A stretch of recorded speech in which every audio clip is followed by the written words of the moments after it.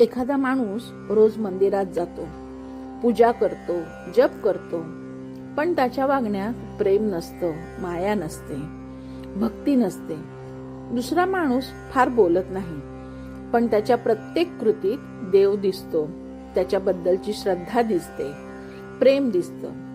समर्थ रामदास स्वामी म्हणतात की भगवंताला शब्दांनी प्रभावित करता येत नाही, तो आपल्या आचरणाकडे पाहतो.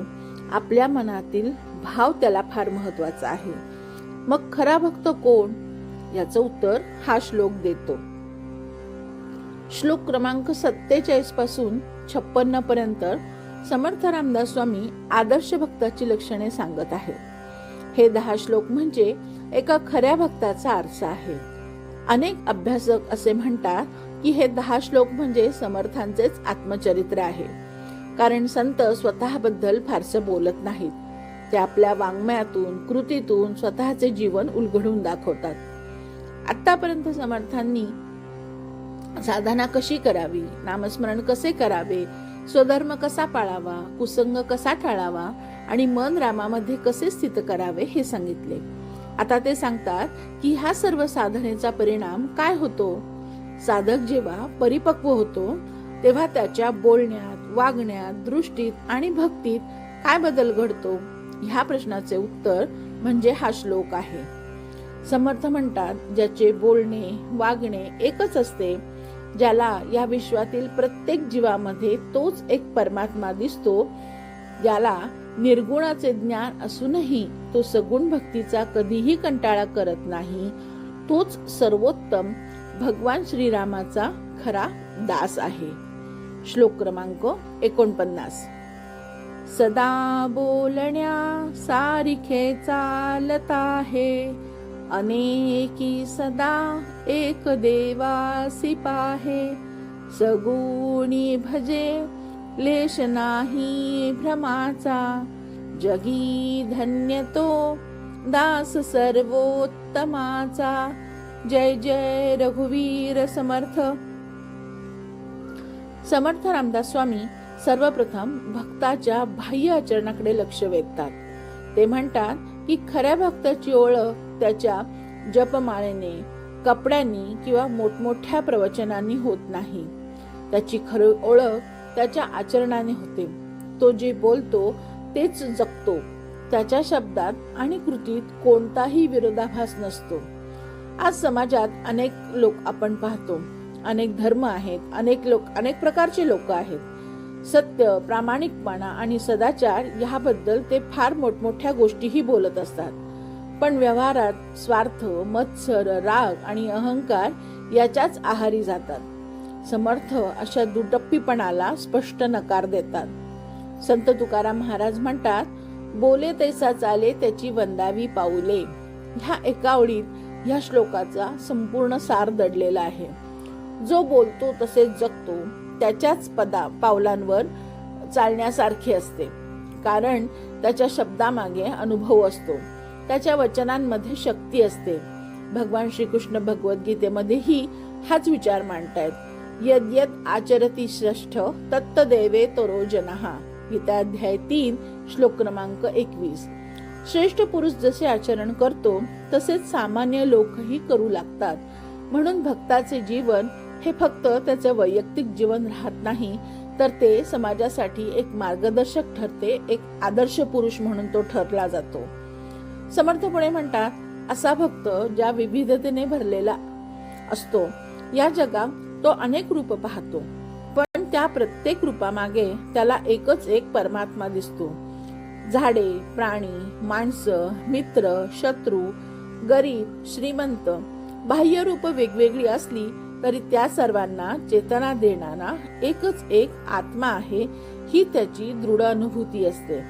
भगवद्गीतेच्या 6व्या अध्यायात भगवान श्रीकृष्ण अर्जुनाला सांगतात, व्योमाम पश्यति सर्वत्र सर्वांच मयि पश्यति, तस्याहं न प्रणश्यामि सच मे न प्रणश्यति. गीता अध्याय 6 श्लोक क्रमांक 30. अर्थात जो मला सर्वत्र पाहतो आणि सर्व काही माझ्यातच पाहतो, तो माझ्यापासून कधी दूर होत नाही आणि मीही त्याच्यापासून दूर होत नाही. याच अवस्थेचे वर्णन समर्थ अनेकी सदा एक देवासी पाहे या शब्दात करतात। याचे सुंदर उदाहरण म्हणजे भक्त प्रल्हाद याच्या जीवनात आपल्याला दिसून येते। हिरण्यकश्यपूने विचारले, तुझा विष्णू कुठे आहे? तेव्हा प्रल्हाद म्हणाला, तो सर्वत्र आहे, खांबात आहे का? असे विचारल्यावर त्यांनी निसंकोचपणे होय असे उत्तर दिले, कारण त्याच्यासाठी परमेश्वर हा मंदिरापुरता मर्यादित नव्हता, तो संपूर्ण विश्वात व्यापून राहिलेला होता आणि त्या दृढ श्रद्धेनेच त्याचे फलित झाले आणि नरसिंह अवतार झाला। याच भावनेचा अनुभव संत नामदेव महाराजांनाही आलेला आहे। सुरुवातीला त्यांना वाटत होते की देव फक्त विठ्ठलाच्या मूर्तीमध्ये आहे, पण संत विसोबा केसरांनी त्यांना शिकवले की देव प्रत्येक ठिकाणी आहे। त्या दिवसानंतर नामदेवांची दृष्टी बदलली। मूर्तीतील देव आणि विश्वातील देव हे वेगळे नाहीत हे त्यांना उमगले। परंतु समर्थ येथे एक अत्यंत महत्वाची गोष्ट सांगतात। अनेकांना निर्गुण ब्रह्माचे थोडेसे ज्ञान झाले की ते सगुण भक्तीला कमी लेखू लागतात। मूर्तीपूजा कशाला? नामस्मरणाची काय गरज? अशा शंका निर्माण होतात। समर्थ म्हणतात, हे खरे ज्ञान नाही, हा ज्ञानाचा अहंकार आहे। खरा ज्ञानी कधीही सगुण भक्ती सोडत नाही, कारण त्याला माहिती असते की निर्गुण आणि सगुण हे विरोधी नाहीत। सगुण हेच निर्गुणाचे सहज अनुभव येणारे रूप आहे।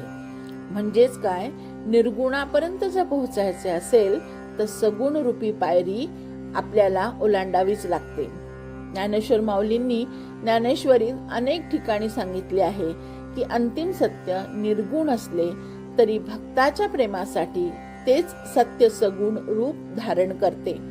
म्हणून ज्ञानानंतर भक्ती अधिक गहिरी होते, हे काही खोटे नाही। संत एकनाथ महाराज म्हणतात, आयुष्यभर अद्वैत तत्व सांगत राहिले, पण त्यांच्याबरोबर त्यांनी विठ्ठल भक्ती, भागवत आणि नामस्मरण कधीही सोडले नाही, कारण त्यांना माहिती होते की सगुण भक्ती मनाला नम्र ठेवते, ती ज्ञानाचा अहंकार होऊ देत नाही। समर्थांचा हाच संदेश आजच्या काळात अधिक महत्वाचा आहे। आज माहिती खूप आहे, पण परिवर्तन कमी आहे। अध्यात्मावर बोलणारे अनेक जण आहेत, पण अध्यात्म जाणणारे फार थोडे आहेत। म्हणून समर्थ सांगतात, प्रथम आपल्या जीवनात सत्य, प्रेम, नम्रता आणि सातत्य आणा। प्रत्येक माणसात परमेश्वर पाहण्याचा प्रयत्न करा, कोणाचाही द्वेष करू नका आणि निर्गुणाचे ज्ञान मिळाले तरी नामस्मरण, पूजा, प्रार्थना आणि सगुण भक्ती सोडू नका, कारण हाच मार्ग मनाला स्थिर ठेवतो, शांतीकडे नेतो। अशा भक्ताच्या मनात मी आणि माझे हा अभिमान राहत नाही। तो प्रत्येक कार्यात परमेश्वर पाहतो, प्रत्येक जीवात परमेश्वर पाहतो आणि प्रत्येक क्षण परमेश्वराला अर्पण करतो। म्हणून त्याचे बोलणे अतिशय प्रभावी असते, त्याचे वागणे प्रेरणादायी असते आणि त्याचे जीवन समाजासाठी हे दीपस्तंभ ठरते। अशा भक्ताला समर्थ प्रेमाने म्हणतात, जगी धन्य तो दास सर्वोत्तमाचा। म्हणजेच जो आपल्या आचरणाने धर्म जगतो, अनेकांत एक परमात्मा पाहतो, ज्ञान असूनही भक्ती सोडत नाही आणि आयुष्यभर नम्रतेने वागतो, परमेश्वराची सेवा करतो, तोच ह्या पृथ्वीवरील खऱ्या अर्थाने धन्य मनुष्य होय। जसं येथे आपल्याला एक उदाहरण घेता येईल, फळांनी बहरलेलं झाड कधीही ताठ उभं राहत नाही, तर ते वाकलेलं असतं।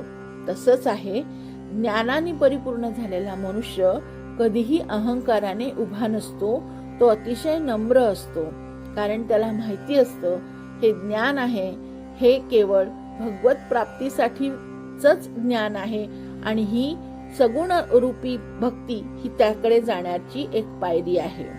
म्हणजेच त्या निर्गुण निराकार ब्रह्मापर्यंत पोहोचायचं असेल तर सगुण भक्ती सोडणे योग्य नाही, तोच मुख्य पाया आहे। जय जय रघुवीर समर्थ। ह्या श्लोकाचा अर्थ मला जसा समजला तसा मी सांगण्याचा प्रयत्न केला आहे। यात जर काही त्रुटी असेल तर क्षमस्व।